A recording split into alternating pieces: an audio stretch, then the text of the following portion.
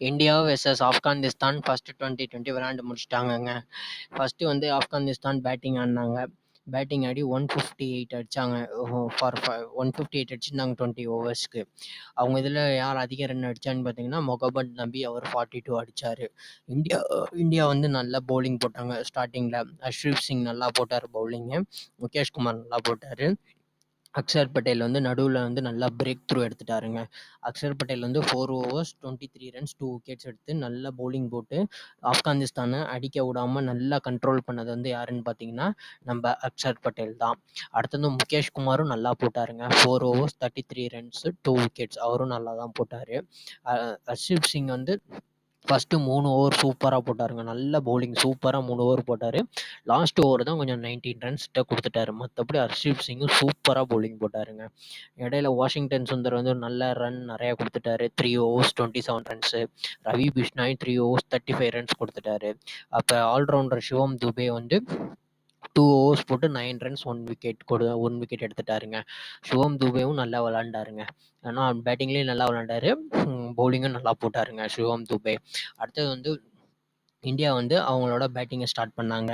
Start பண்ணும்போதே பார்த்தீங்க அந்த ரன் அவுட்டில் வந்து கொலாப்ஸ் ஆனிச்சு. ரோஹித் சர்மாவும் சுப்மான் கில்லும். ரோஹித் சர்மா வந்து சுப்மான் கில்லை வந்து கொஞ்சம் திட்டிட்டு போயிட்டாரு. அப்புறமேட்டு வந்து உள்ளே போயிட்டு மேட்ச் ப்ரெசன்டேஷன் அப்போ சொன்னார், யாராக இருந்தாலும் ரன் அடிக்கணும்னு தான் வந்திருப்போம். ஆனால் இந்த மாதிரி நடந்தது வந்து நடக்கிறது தப்பு தான், நடந்துருச்சு பரவாயில்லன்னு சொல்லி அப்புறம் வந்து கில்லு நல்லா தான் விளாண்டாரு. கில்லு நல்லா கேமியோ ஆடினாரு, நல்லா தான் விளாண்டாரு, ஸ்டார்ட் கொடுத்தாருன்னு சொல்லி ரோஹித் சர்மா பாராட்டி பேசினார் கில்லை. அப்புறம் கில்லு வந்து 23 ரன்ஸ் அடிச்சிருந்தாரு. அப்புறம் திலக் வர்மா 26. சிவம் துபே வந்து சூப்பராக பேட்டிங் ஆடினாருங்க. 60 ரன்ஸ் அடித்தார் 40 பால்ஸ். சூப்பர் பேட்டிங் ஆடினார் சிவம் துபேவும். நம்ம பவுலிங்கும் சூப்பராக போட்டார் சிவம் துபே, பேட்டிங்கும் ஆடினார். அப்புறம் ஜித்தேஷ் சர்மா நல்லா கேமியோ ஆடினாருங்க. என்ன கேமியோ ஆடினார், சூப்பராக கேமியோ ஆடினார். 20 பால்ஸ்க்கு 31 ரன்ஸு சூப்பராக ஆடினாருங்க. அதில் நச்சின்னு ஷாட்ஸ் அடித்தாருங்க. நல்லா இருந்துச்சு சிவம் துபே ஜித்தேஷ் சர்மாவை பார்க்க. ஜித்தேஷ் சர்மாவும் ஆல்ரெடி கன்ஃபார்ம் ஆயிடுச்சு 2020 ஸ்குவாடில் அவர் இருக்க போகிறாருன்ட்டு. இன்னும் நம்மளுக்கு தெரியல. ஏன்னா ரிஷப் பந்த் வந்துட்டாருன்னா அவர் இருப்பாரா, இன்னும் கேஎல் ராகுல் இருக்காரு, அப்புறம் இஷான் கிஷன் வேற இருக்காங்க. அதனால ஜித்தேஷ் சர்மாவோட பொசிஷன் எப்படி இருக்க போகுதுன்னு தெரியல நம்மளுக்கு. அவர் வேர்ல்டு கப்பில் செலக்ட் பண்ணுவாங்களா, செலக்ட் பண்ண மாட்டாங்களான்ட்டு. ஜித்தேஷ் சர்மாவை பற்றி நம்மளுக்கு போக தான் தெரிய வரும். ரிங்கு சிங் நல்லா விளாண்டாரு. 16 ரன்ஸ் அடித்தார் 99 பால்ஸில். ஆனால் அவரும் நல்லா தான் விளாண்டாரு. இப்போ வந்து நல்ல ஓவராலாக சூப்பராக இந்த மேட்ச் வந்து பெர்ஃபார்ம் பண்ணது யாருன்னு பார்த்தீங்கன்னா சிவம் துபேவும் அக்ஷர் பட்டேலும் நல்லா பவுலிங் போட்டு. அக்ஷர் பட்டேல் பவுலிங் சூப்பராக போட்டார். சிவம் துபே வந்து பவுலிங்கும் போட்டு பேட்டிங்லேயும் நல்லா விளாண்டாருங்க. நல்லா இருந்துச்சு. அதே செகண்ட் 2020 வந்து சண்டே விளாட்றாங்க. அது எப்படி விளாட போகிறாங்கன்னு தெரியல. சேம் டீமாக தான் இருக்கும். இதில் என்னன்னா செகண்ட் 2020க்கு நம்ம கிங் வந்துருவார். விராட் கோலி வந்துருவார். அவர் வந்தாருன்னா இன்னும் நல்லாயிருக்கும், மேட்ச் பார்க்குறதுக்கு இன்ட்ரெஸ்ட்டாக இருக்கும். செகண்ட் 2020ல் யார் வெளில எடுக்க போகிறாங்கன்னு தெரில. ஏன்னா கோலி வந்துட்டாருன்னா ஒருத்தர் வந்து மிஸ் அவுட் ஆகி தான் ஆகணும். அது யார் மிஸ் அவுட் ஆகுவாங்கன்னு தெரில. மேக்ஸிமம் திலக் வருவா தான் மிஸ் அவுட் ஆவார்னு நினைக்கிறேன். பார்ப்போம் என்ன நடக்க போகுதுன்ட்டு. செகண்ட் 2020ல் மேக்ஸிமம் சேஞ்சஸ் இருக்குன்னு நினைக்கிறேன் இந்தியன் டீமில். ஏன்னா வாஷிங்டன் சுந்தர் நல்லா பெர்ஃபார்ம் பண்ணலை, ரவி பிஷ்னாயும் நல்லா பெர்ஃபார்ம் பண்ணல.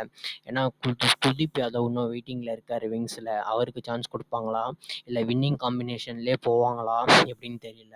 ஆனால் மேக்ஸிமம் கிங் கோலி வந்துட்டார்னா கிங் கோலியை விளையாட வச்சு தான் ஆகணும். ஏன்னா அவரும் 2020 ரொம்ப நாள் விளாட்ல. வேர்ல்டு கப்புக்கு தயாராகணும்னா இப்போலேருந்தே அவர் 2020 விளாடணும். அப்புறம் ஐபிஎல் இருக்குது. ஐபிஎலுக்கு முன்னாடி 5 டெஸ்ட் மேட்ச் இருக்குது. அது டெஸ்ட் மேட்ச் கான்சன்ட்ரேஷன் ஆகிரும். அப்புறம் அதனால் இப்போவே விராட் கோலியை 2020 ஆட வச்சு ஐபிஎல்லும் நல்லா ஆடினார்னா விராட் கோலிக்கு நல்ல ஒரு கான்ஃபிடென்ஸ் வந்துடும். விராட் கோலி நல்லா விளாட ஆரம்பிச்சிருவார். இன்னும் எஸ்எஸ்சி ஜெய்ஸ்வாலும் விளாடல. அவருக்கு ஏதோ இன்ஜுரி மாதிரினாங்க, பேக் ப்ராப்ளம்னாங்க. அது என்னன்னு தெரில. அவர் வந்துட்டார்னா சுப்மான் கில்லை ட்ராப் பண்ணிடுவாங்க. சுப்மான் கில் ட்ராப் பண்ணாங்கன்னா எஸ்எஸ்சி ஜெய்ஸ்வாலும் உள்ளே வந்துடுவார். திலக் வர்மாவை ட்ராப் பண்ணிவிட்டு நம்ம கிங் கோலி வந்துடுவார். பார்ப்போம் என்ன மாதிரி காம்பினேஷனில் நாளைக்கு இந்தியா போக போகிறாங்கன்னு தெரியல. இந்தியாவை பொறுத்தவரையும் இன்னும் நல்ல ஸ்ட்ராங் டீம் வந்துடுச்சு. ஆக்சுவலி இப்போ என்ன தெரியுதுன்னா ரோஹித் சர்மா தான் வேர்ல்டு 2020 வந்து கேப்டன் பண்ண போகிறாரு. அதில் எந்த மாற்றமும் கிடையாது. இந்தியா வந்து ரோஹித் சர்மாவை தான் கேப்டன் சொல்லிட்டாங்க வேர்ல்டு 2020க்கு. மேக்ஸிமம் கன்ஃபார்மே ஆயிடுச்சு அவர் தான் வேர்ல்டு 2020 ஜூனில் நடக்க போகிறது கேப்டன் பண்ண போகிறாருன்ட்டு. பார்ப்போம் என்ன நடக்க போகுதுன்ட்டு. India second T20 ஜெயிப்பாங்களா? இல்ல ஆப்கானிஸ்தான் ஜெயிக்கிறாங்களா என்னன்னு தெரியல. பார்ப்போம் என்ன நடக்குதுன்னு. Thank you.